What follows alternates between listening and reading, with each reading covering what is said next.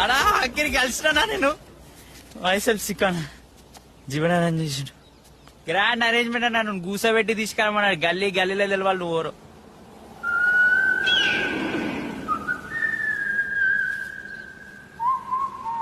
అరే అన్నా ఎండకి ఎండిపోయేదన్నా నేనేం చేస్తా చిన్నప్పుడు పోలియో డ్రాప్స్ లాంటివి ఏమైనా వేసినారా నీకు ఆ? వేసుంటారా